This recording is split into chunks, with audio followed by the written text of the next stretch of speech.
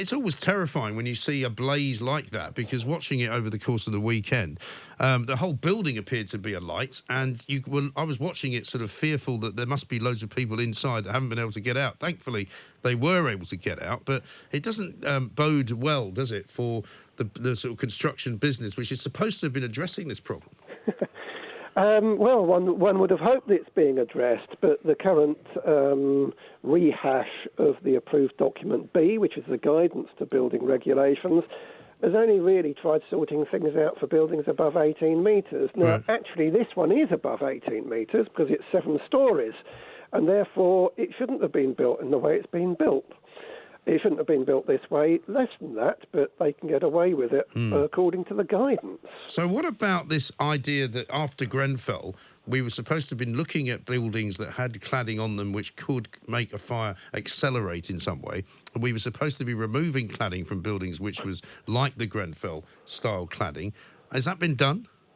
Very little of it's been done. It's only being looked at of buildings over 18 metres, which this one falls into. But it's not been done properly. Now, with the marvels of Google Street View, I was able to have a look at the construction of this building back in 2015. Steel frame with steel stud work to fill in the gaps between the large frame. Into that, they put polyisocyanurate insulation. That's the stuff that was similar to the stuff that was on Grenfell. Okay. But this was a roofing grade, and you have a classification of A to E, with E is the worst in regards to fire. Right. This stuff with Class E. Over that, you have got a plywood sheet, which is Class D. On top of that, you've got a breather felt, which is Class E. Hey. On top of that, you've got timbers 50 by 100, which is Class D. And on top of that, you had high-pressure laminate, which, if you're lucky, it's Class C, but most of it is Class D. So basically, everything in that wall, apart from the plasterboard inside and the steel frame, everything was combustible. That seems mad, doesn't it, given what we know now? It's mad, given what we knew then. Well, yes. But now unforgivable, perhaps, then, is the word I should use. Oh, it's been unforgivable for years. You know, even in the 2019 revision, we can clad up to 18 metres with timber 9 millimetres thick on the outside of a building. That is sheer lunacy, and it's coming from the advisors to government who should be making changes but don't seem to be able to, and I don't know why. We don't know what they've been telling the ministers. We don't know what Brian Martin or people from the Building Research Establishment or the like told Eric Pickles after the Order 43 letter, where the judge in the Lacanal fire, where we had 9 deaths, said that the building approved guidance to the building regulations was not fit for purpose. He did nothing. Why didn't Eric Pickles do anything? What was the advice he was given? What is the advice that is being given after Grenfell by the likes of Dr. Debbie Smith of the Building Research Establishment, Martin Shipp, Brian Martin, and a number of other people? What advice are they giving? We don't know. And I think that this ought to be made a matter of public record so we can see what the advisors have been telling the ministers, because the advisors knew, or they ought reasonably to have known, of the problems with these modern methods of construction.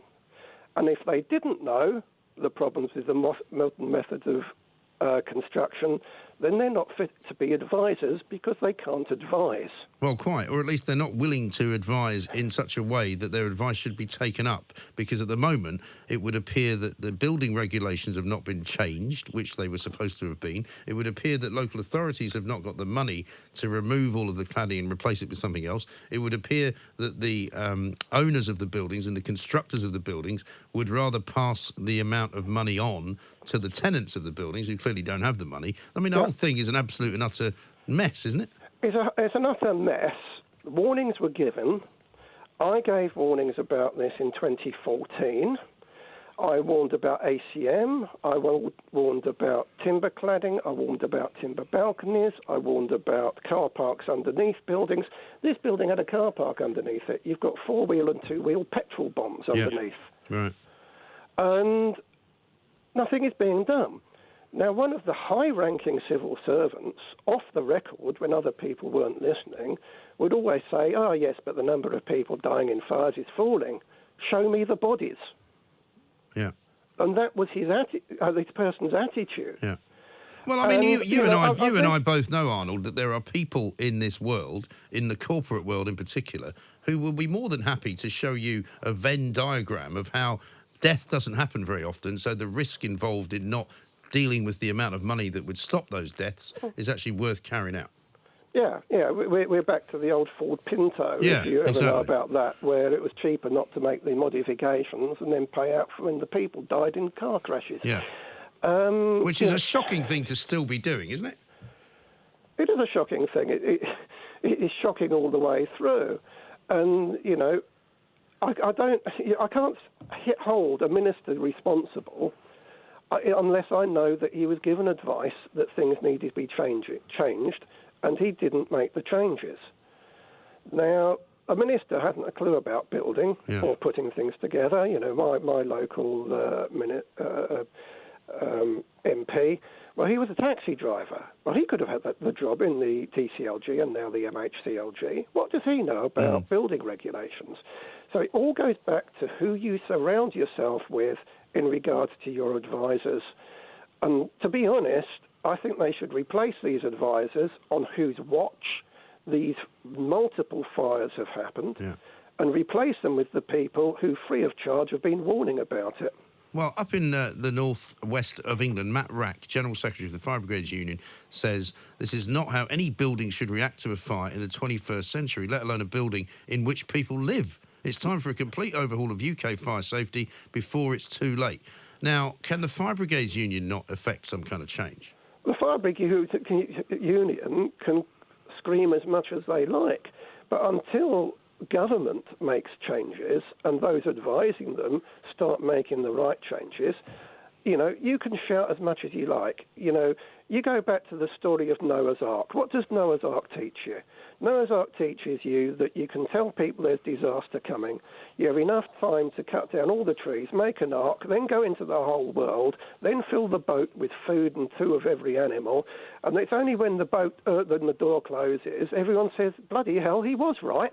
Yeah, but he's the only one with an ark, though. What are he you meant was the to only do? one with the ark because he was the only one who was sensible. Oh, I see. But everybody else ignored him. People ignore the people who give these warnings until the disaster has struck to such an extent that you can't possibly do anything but listen to what has been said, and then it's normally too late. Yeah.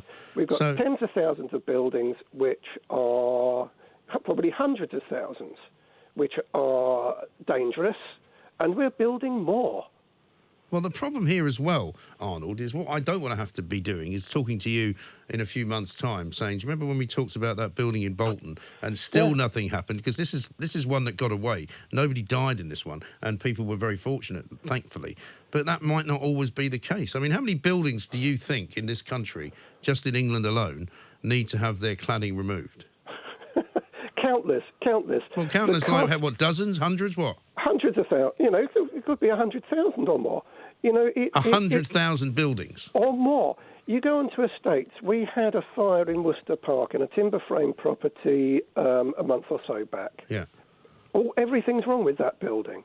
That's a whole estate which has got problems. The builders, Berkeley Homes, Berkeley St James, had fires in another identical New Hampshire design down in Kent. What have they done about it? Nothing. They've had 3 fires down in Kent on the site. The warnings have been given. The fire brigade have written their reports. They said what needs to be done. Nothing has been done. And you take that, there are hundreds of people, probably, you know, thousands of properties, and you add them one on top of the other, on top of the other. We have a tremendous problem because the people who should have been listening, who should have been advising, didn't do their job. I'm slightly disturbed by the sheer size of this cock-up, if I may use that term. Absolutely. I don't normally ring. I mean, it's the first time I've ever rung a radio show. Well, welcome. Thank you for doing it. I do listen to you quite a lot. Yeah, but I live where I live in a housing association place, and this building, the car park was condemned recently because of fire inspection. The buildings opposite me, which are 21 stories high, they believe that their cladding is aluminium, and they have to change all that. And it's just the tip of an iceberg. I think they've identified about 7 or 8 properties in Reading recently. So I agree with your last caller. It's a massive thing, I think. Yeah, but I mean, after Grenfell happened, how can it still be now more than 2 years on and none of this has changed? It's incredible. Absolutely. And the only reason now they found out that cladding was... How? Well, someone tried to remortgage their flat, and the surveyor said, "Oh, actually," when they'd done the survey, they said, "Actually, the cladding's you can't remortgage it because the cladding's done." So they had to get the fire service in, and they had to redo it. So it's again a financial decision rather than a safety decision, right? And I believe the original builders are having to foot the cost, and they reckon it's going to take up to 3 years to do the whole building. Yeah, because I mean, the last time I spoke about this, Andy, I got the very clear impression that nobody was willing to take on the cost. Like the builders don't want to do it, the local authority doesn't want to do it, the tenants, generally speaking, can't afford it, and the government won't give anyone the money.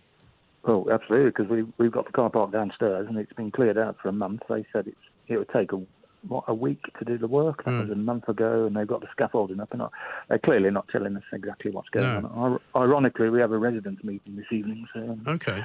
Well, I'd be interested to know what comes out of it. Do keep in touch, Andy. What about the fire kind of escape plans, the fire evacuation plans? Are you confident about those?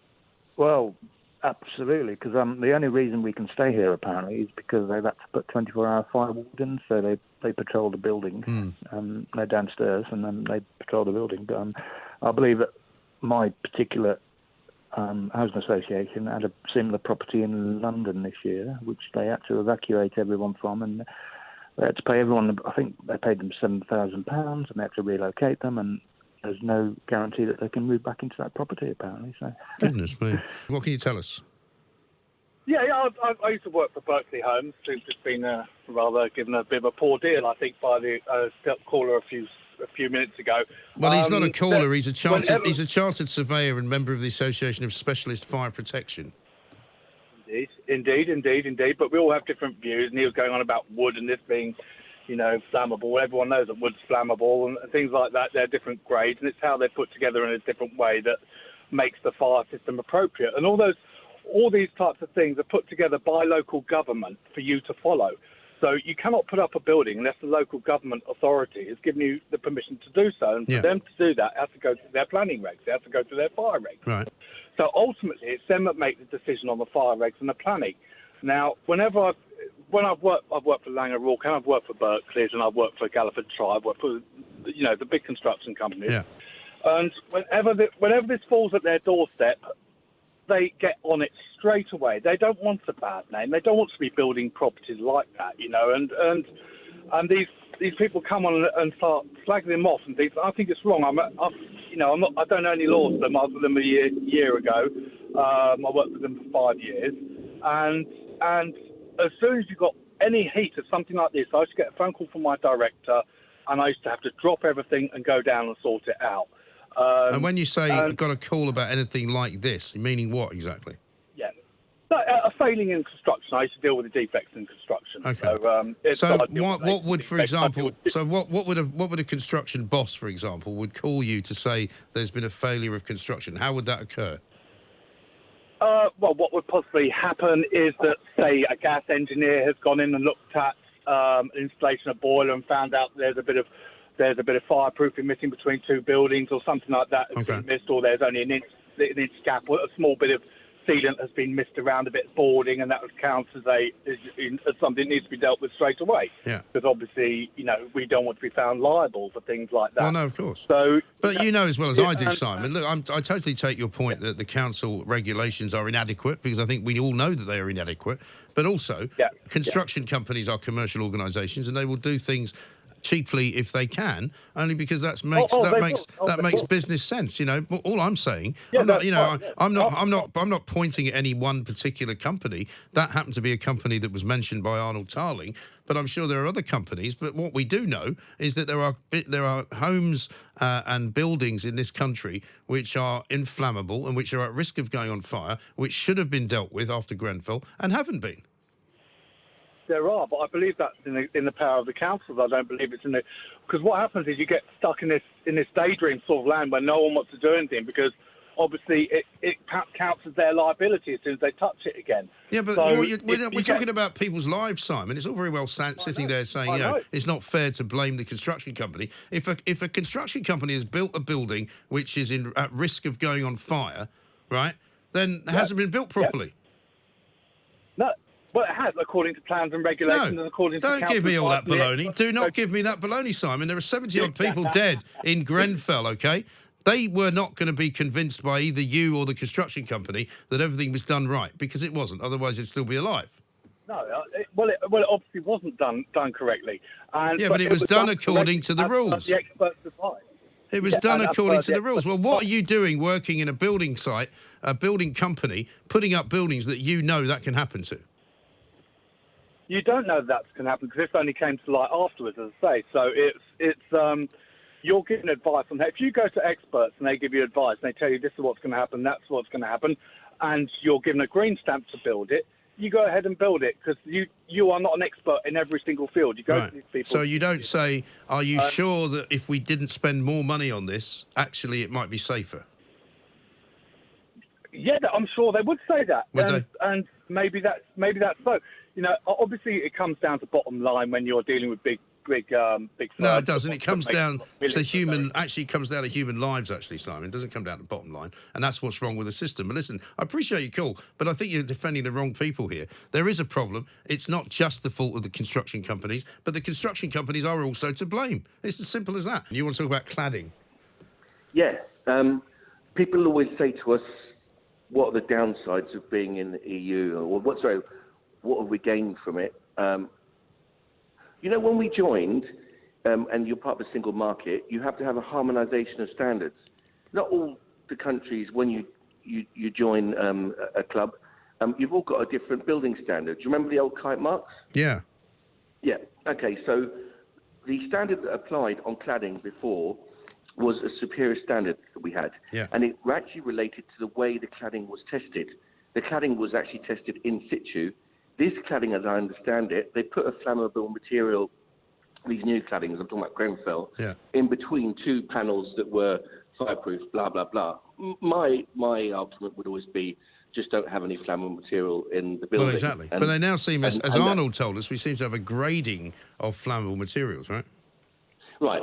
And we all know that what is actually happening is that you've got big corporations, big builders, through their trade bodies, can lobby a central regulatory authority, in this case the EU, to allow cheaper materials or materials that are flammable to become legal. And at the end of the day, with the best will in the world, if you're quoting to build a building and you say you want to be an honest contractor and you say, well, we're going to use slightly more expensive materials because it saves lives or it's safer, you're going to lose a contract. And what happens is the costs then when these buildings go up in flames and people die is, apart from the human, emotional and horrible costs that are there, is that the government then has to fork out because it will get sued and whatever. So people, taxpayers, the cost is borne on is on the public sector, and of course the profit's always privatised. And we see that model again and again and again. It doesn't matter what industry you look at, it's the same thing. Yeah. Could I suggest that all contractors, all builders, should contribute to an insurance fund, so when these buildings go up, at least people can make a claim against the private companies, and then the government his role would just be to make sure that the tests are being conducted properly. No, I don't think you should have. No, I don't think you should set in a system whereby people can claim against it. What they should have is a system whereby buildings don't get built with materials which are likely to be unsafe, and I think that's a fairly straightforward thing to ask for, isn't it? Yeah. No, Mike. It's the same as in the finance industry. They used to separate the investment banks from commercial and retail and mum and pop banking. Right. And then, of course, 10 years after that Glass-Steagall legislation was repealed, we had an international banking crisis that went around the whole world. Yeah. It's the same thing. The model repeats itself. All the costs are always on the public sector, taxpayers, and all the profits are privatised. And I'm no socialist, dude. I'm not. No, listen, I'm with you. I don't like to see regulation where it's not required, but I do like to see regulation where it is required. And when it comes to buildings going on fire, that's where you need regulation. That's where you need to have very, very carefully crafted rules which prevent companies which are out to make money from building buildings which are dangerous. It's not rocket science, is it? Thank God there are people like you who take their job seriously in the media and have a laugh doing it. John McDonnell, thanks very much indeed for joining us. It was a big day for Labour yesterday, a massive plan outlaid there before the public of Great Britain. It's been pretty well received in some quarters. Other people are saying you haven't got the money to do it. Office of Fiscal Studies saying they've worked out that you have to raise more VAT or you have to raise more income tax if you really want to make all of this work. What would you say to them? I have a lot of time for the IFS, and I've worked with them over the years. On this one, I think they've just got it wrong, because I don't think they've looked at the manifesto in total. What we're saying, let's be absolutely clear, we do need to spend more, and it is big because the challenges are big and because we've had 10 years of austerity, and we cannot allow the housing crisis to go on. We cannot allow our schools to be literally schools begging for funds for basics. And we cannot allow our NHS to be in this crisis. We've got to fund it properly. And the way to do it, we're saying very, very clearly, we are increasing income tax. We're increasing income tax on the top 5% of the earners. We're saying 95% of people will not have their income tax rates increase or VAT or national insurance. But we are saying to corporations, you've had large tax cuts over the last 10 years. You haven't invested in the way you should. We're reversing some of those tax cuts. You'll still be competitive internationally, but we're reversing some of those. We're also saying to the City of London, we need you to pay a little bit. We need you to contribute a bit more now. And we're saying to, some of the rich and corporations who we don't think are paying their taxes, they're avoiding and evading sometimes their taxes, we're going to clamp down on tax evasion and tax avoidance. In that way, we will be able to fund the public services that we need. Now, the IFS has said, well, companies will simply put up prices or cut wages. No, they won't, because we're restructuring our economy. So on those company boards, a third of their board will be workers. There'll be supervisory boards which consumers are represented on as well. So we will not have this system whereby they keep on passing on the cost to their customers or their workers, whilst at the same time they're making quite massive profits. They had tax cuts of over 100 billion under the Tories, and that hasn't been invested in our economy. How will you make them do that, though? Because that's a question a lot of people have been asking me. You've used the word required before when we spoke the other day. Jeremy Corbyn has also used that word. How would you get companies to actually do something that they may not wish to do? Because we're restructuring the boards, we're making sure workers and consumers are represented. But how, though? But how do you restructure the board of a company which is not publicly owned? Oh, well, simply you introduce legislation. It's as simple as that. It happens in Europe and elsewhere. You introduce legislation. You enable that to happen. And this is commonplace in other countries. In fact, it's interesting, isn't it? When we were assisting Germany after the Second World War to be reconstructed, we put in place on our advice, a lot of the legislation that enabled the democratization of their economy much more effectively. And that's what we want to do here. And on the public utilities that we're bringing back into public ownership and control, basically on rail, on water, on energy, on Royal Mail, what we're doing is we're making sure that they're properly managed, no longer used for speculation, but on their boards will be expert management, representatives of workers and representatives of communities and representatives of consumers and passengers. On that basis, you stabilise the future of those companies. They're no longer driven by short-term profiteering and only shareholder value. And, this reform, this debate isn't just happening here. It's happening in the United States of America at the moment, as well as across Europe. And what about this transition fund, the windfall tax that you want to put on oil and gas companies? How wide-ranging would that be? And when did you change your mind on that? Because you said previously that wasn't going to happen. Oh, I didn't. What happened, I was given a question by the Daily Telegraph early in the week about there'd been a leak from our manifesto and how was this going to operate. And I said I wouldn't tell him how it was going to operate. I said, no, because I wasn't going to give away our manifesto 2 days before. Well, unlike Boris Johnson. Well, I'll leave others to comment on that. But look, what we've said, we'll work with the companies themselves and independent experts. All we're saying is this, is that in North Sea oil, the UK-based companies have made quite a large amount of money over the years, but now we're moving from fossil fuel into alternative energy. So we want now to undertake an assessment of what that will cost. One of the figures that's been put up is at least 11 billion to enable the workers who are now, will be displaced from their jobs to be retrained with the skills that we need to ensure that we have the alternative energy sources. And the jobs that will be created by what we call a green industrial revolution, all of that about developing wind and wave and solar power, insulating people's homes, all of that will require a skilled workforce.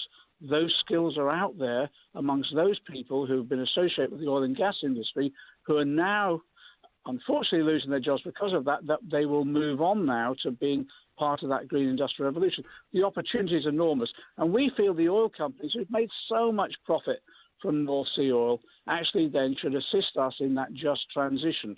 That's why we're saying they should make a contribution to protect those workers and those communities that up until now have been dependent on oil and gas industries. Help us now shift that into the green industrial revolution, the green industries that we need.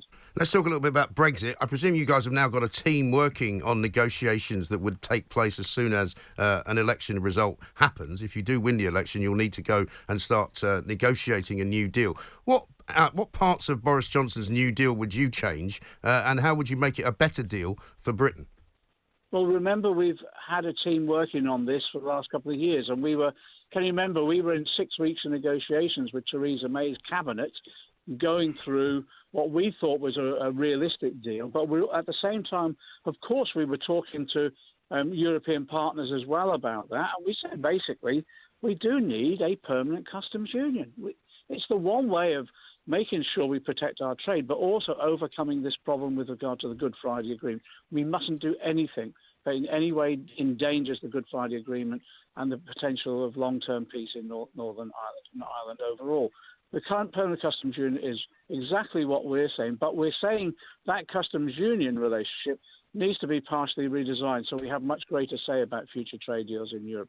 Second thing, yes, a close market relationship with a single market, but also this issue about dynamic relationship with regard to regulations of workers, environment and consumer rights. We mustn't be in a situation where if Boris Johnson got his way, would be the undermining of those basic regulations. And amongst that as well, I have to say, we don't want to be in a situation where we have a Tory government that is already involved in negotiations with Donald Trump about an American trade deal that would sell out our NHS. Why do you keep saying that when you know it's not true?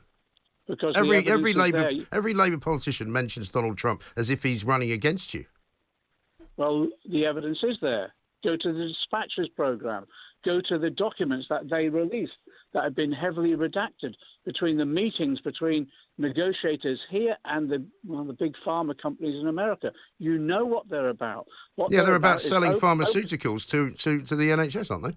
Yes, but that's the foot in the door. Don't you see that? Well, they're the only people that make those pharmaceuticals, so they sell them to the NHS, and that's where we go to buy them, surely. Well, we're not in a situation where we have to be dependent upon them with rip-off prices, and what they're trying to do, that's the foot in the door, the stage in which then they can start squeezing the NHS, and you know what will follow after that is further privatisation. We cannot allow our NHS to be undermined in that way. Finally, John, and I appreciate your time this morning, Angela Rayner says that even she acknowledges that Jeremy Corbyn is not a particularly popular leader for the Labour Party. Do you think they'd be doing better, or you'd be doing better in the polls if you were in charge? No, not at all. Jeremy is exactly the sort of leader we want. And you know what's interesting, isn't it? Jeremy's had a battering from some of the written media, in particular the press, because It's owned by people whose power and wealth we're challenging. Some of these press owners will say, you're going to pay your taxes. So, of course, they don't like us. And, of course, they'll pillory Jeremy Corbyn. And he's had a batting day after day after day. And then what happens in elections? Broadcast media legally obliged to give us a semblance of balance. People see the real Jeremy Corbyn, as they did on the debate the other night. And look at the figures on the don't knows in that debate. Vast majority of don't knows actually back Jeremy Corbyn. So people actually making up their minds see the real Jeremy Corbyn, the principled, strong leader that he is, but the sort of leader we need now, someone who can listen, bring people together, build consensus, unite the country again. That's exactly the leader we want. And I think as we go into this campaign, you'll see more and more people recognise that. There were a few people heckling him in Birmingham yesterday because the day that you chose to launch the manifesto, unfortunately, was the 45th anniversary of the Birmingham pub bombings. Quite a few angry people calling him IRA scum, which I wouldn't support at all. What was his reaction to that? Well, we didn't shy away from that date at all. We knew the date itself. Actually, Jeremy wanted to make a statement about that, which he did, which was about sadness and for all those who suffered, and about the need for justice as well. And so on all of those issues, Jeremy's always promoted peace, always tried to bring people together to secure consensus and secure peace. And that's what I respect about the man. No matter how much flack he gets, he always does what he believes to be the right thing. And the right thing for him is to always reject violence and always seek peace. What's happened to me has happened to a lot of women in my age group. I'm now 63. Right. But back in the day, we was made to leave school, the people of my age group, at 15. And we didn't have a chance when we was at school. I mean, the schools were thoroughly overcrowded. I was one of 50 in my class at the time. 50, really? Yeah, I mean, we're looking back in the day, there wasn't an awful lot of opportunity at all. Right. What had happened as well, when we got to the point where we were going to leave school, the amount of opportunities that you had for women was very, very limited. So I was told I could work in a factory, I could work in a shop, I could maybe get a job in a bank if I was, intelligent enough to do it. Right. But the opportunities for women were very, very small. And you basically left, whatever job you got, you was never going to get the same pay as a man. The pay was completely different, even for the same job. Yeah. You never had the opportunity to put money aside. Now, I had 5 children, and I've worked full-time with 5 children. I've only ever taken 2 years off in the whole of my working career, and that was to look after my oldest boy. Right. I've got children as well who are now going to be working to 70. But the girls these days have got much more of an opportunity to get a better education, to get a better job, to be able to get equal pay and to put money away for their pension. We didn't have an opportunity to put money away for a private pension. The money just wasn't there. No, of course not. We barely scraped enough money to actually feed the kids and put a roof over their head. And then when I get to 58, I'm told, oh, hey-ho, we've advertised somewhere, although I honestly can't ever remember seeing any advertisements that have told me I'm going to have to work another 6 years. Nobody told you that, did they? Nobody actually mentioned it. And it came as a bit of a shock because I'd never actually put any extra money away for this pension. But how it actually affected me really badly was a couple of years ago, and it's still going on with my dad, but my mum was dying. She desperately, desperately wanted to come home. Now, I'm 63, so I was 61. Yeah. In the real world, I was brought up in where I was told I would be retired, I would have had mum at home. I had to go there every night after doing a 10-hour shift, look after my mum in the hospital, get home at 9:30, 10 o'clock at night, get up the next morning and start again, because I couldn't afford to take time off of work to actually look after her. Yeah. And that goes right the way back to when the kids were growing up. When I had my babies, there wasn't the same type of maternity pay, and you can take 6 months off and go back to work, after a year, and it'd be on a staged full pay. Yeah, they'd keep the job for you, right? Yeah. Yeah. Well, what they've done, to be honest with you, is that they've screwed people my age right the way along the line, from the time that I was actually growing up to the time that I am now. And they've done me out of thousands and thousands of pounds on my pension. My dad's now got leukemia, and the same thing, he's 91, the same thing is applying. I can't afford to actually give up work. Right. And are you still able to keep working? I mean, where you work at the moment, they're still happy for you to carry on working, because the trouble for a lot of people as well is that they then get told, well, we don't want you here anymore because you're too old. Exactly. You couldn't jump out of one job and go into another. Can you imagine at my age? And I'm fairly fortunate with it. I mean, I'm fairly skilled. Yeah. But I couldn't jump out of my job and go to another interview, even if you didn't put your age on your CV. When you sit there in front of them, the first thing they think of is, oh, hang on a minute. She's only going to be working for us for 3 years. Yeah. And I can't actually blame them for doing that. But it's a terrible place that you're finding yourself in, Karen, and many other women like you. I've got a tweet here from Jill, who says that she's in her 50s and she's been job hunting for a year, background in investment banking and finance, desperate to work, but can't get an interview. Exactly. You cannot get an interview at our age group. And when you do, I cannot physically blame the employers, because when you're actually looking at, would I, if I was interviewing somebody, if I had a whole load of candidates there and one was in their 40s and one was in their 60s, you've got to look at it realistically. You've got a long-term business that you've got to train people. You've got to get them involved. I mean, I'm in sales and it takes a long time to get to know your customers. Sure.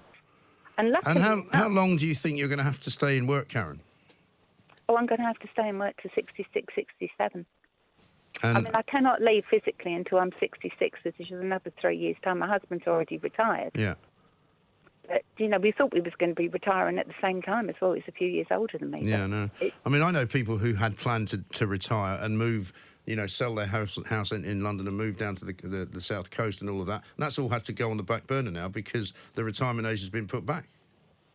Yeah, it's something that, I mean, if you're lucky enough that you've been able to buy a house in London, you can actually use some of the equity from that house. If you buy something, for example, from where I live, you're going to have equity there where you could live quite comfortably on what you've accumulated from the difference in the house prices. I've bought a house, luckily enough, we bought a house in Lowestoft, but you've got nowhere to go because the prices are so small in Lowestoft. I mean, you couldn't say, well, we're downsized. The only thing we could do is to go into a one-bedroom flat somewhere. Yeah. And, I've got 16 grandkids now. They wouldn't like me downstairs. No, that'd be a bit busy, wouldn't it? Blimey. Coldplay, let's get started with Coldplay. Chris Martin, one of the richest men in the history of rock and roll, right? He launched an album on the unsuspecting public around about the turn of this century, and it was called Parachutes, and it was thought to be one of the most amazing albums of all time. It was thought to be a breakthrough album. It was one of those albums that everybody talked about. It was one of those albums that everybody bought. Coldplay then went from strength to strength. They played Glastonbury.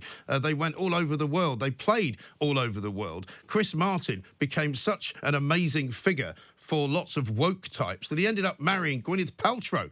Gwyneth Paltrow, though, even got fed up with Chris Martin and his environmental concerns and decided to dump him and move back to America. Chris Martin's latest wheeze, right, is that he wants to stop touring.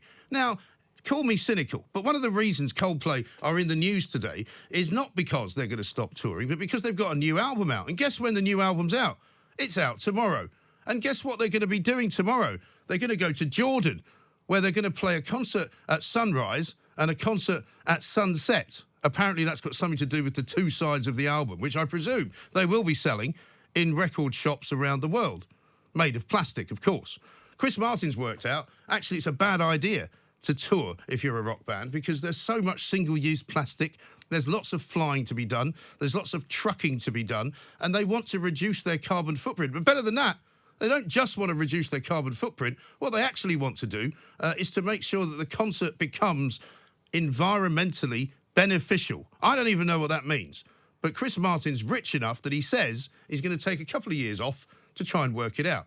Well, I hope it works out better than his last idea, because the last time he tried to be environmentally beneficial, he planted something like 40,000 trees right in the middle of a very arid part of South India.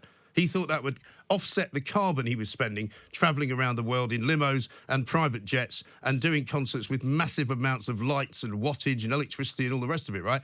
Unfortunately for him, 20,000 of the trees burnt to the ground because it was too hot, it was too dry, and nobody knew what else to do.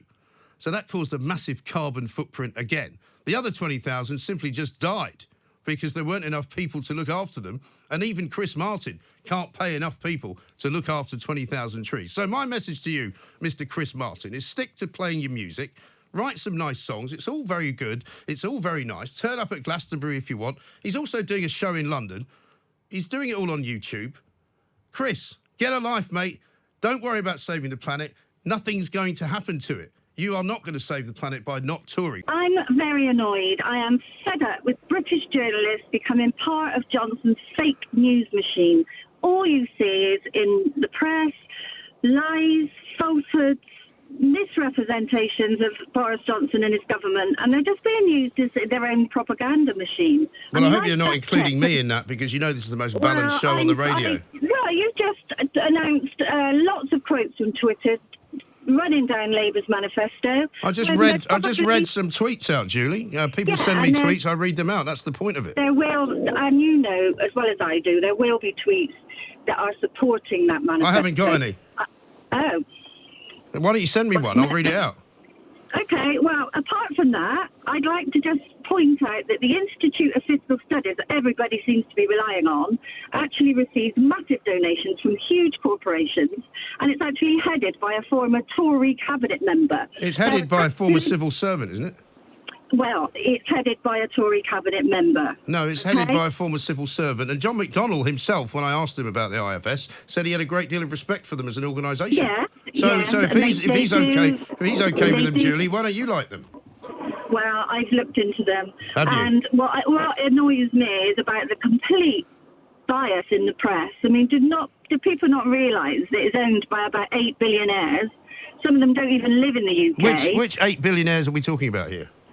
We're talking about the Barclay brothers. We're talking about Lord Rothermere.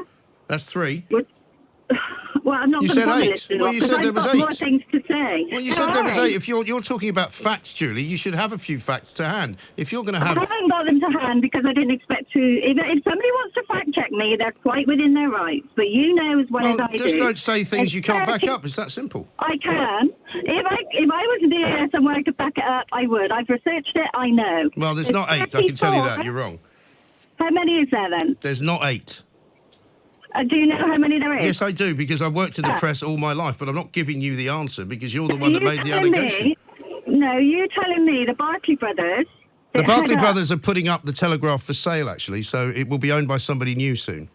Well, that doesn't matter. They're still controlling what goes out in that paper. They live on an island. They don't live in the UK. They live on Sark, which is part of the Channel Islands. They own their own island. They live on Sark. No, they live on Sark, which is the Channel Islands. They own another island in the Channel Islands. Really? Well, the Channel Islands are still part of Britain last time I checked.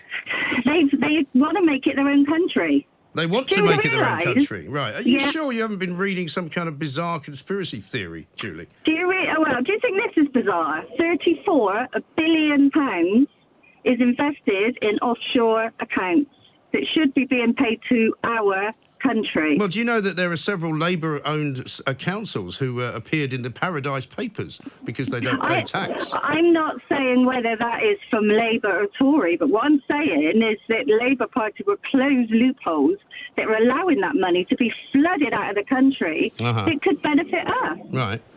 So what's your point, Julie? I mean, you seem to know an awful lot about what you're supposed to not know about, so you obviously know about stuff. What about Boris's lies then? What about him, for example, saying that the delay to Brexit would cost £1 billion a month, which was a blatant lie that he even announced in Parliament. And for that, there's a ministerial code, and they should remain truthful, and if they don't, they should resign. Well, I mean, the problem with the truth and politicians is they're not very good friends, are they? I mean, Jeremy Corbyn keeps saying that Donald Trump's going to buy the NHS. That's not true either.